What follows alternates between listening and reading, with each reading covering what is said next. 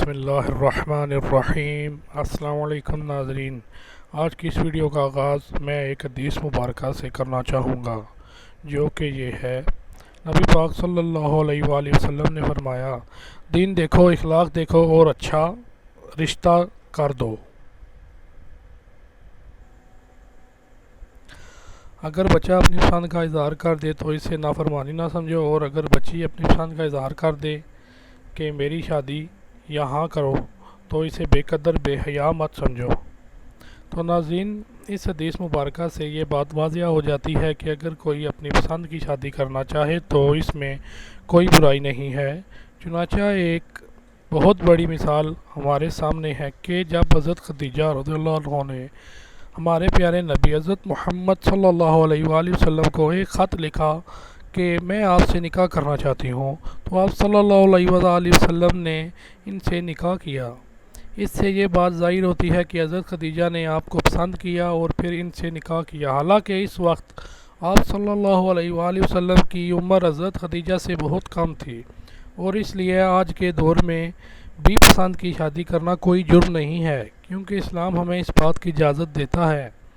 اگر آپ بھی کسی سے پسند کی شادی کرنا چاہتے ہیں لیکن آپ کے یا اس کے گھر والے نہیں مان رہے، تو آج میں آپ کو ایک وظیفہ بتانے جا رہا ہوں، جس کو کرنے سے انشاءاللہ آپ کا دل موم کی طرح پگھل جائے گا اور آپ کا رشتہ طے پایا جائے گا۔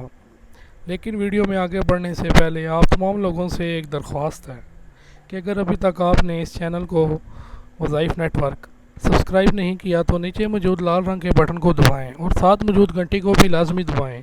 اس سے آپ کو روزانہ نئی ویڈیوز بآسانی مل جائیں گی اور یہ بالکل فری ہے۔ جزاک اللہ۔ ناظرین، یہ وظیفہ بعض لوگوں کو اس لیے مشکل لگتا ہے کیونکہ اس کی مدت 11 دن ہے۔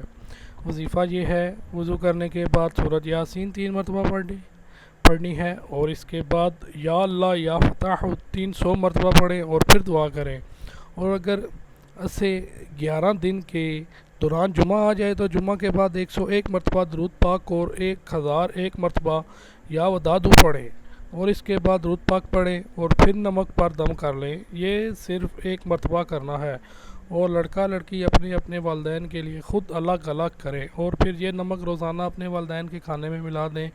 انشاءاللہ کامیابی ہوگی۔ بات اچھی لگی ہو تو ویڈیو کو لائک کریں اور اس نیت سے اس ویڈیو کو شیئر کریں کہ اگر کسی ایک کا بھی بھلا ہو گیا تو آپ کا بھی بھلا ہو جائے گا۔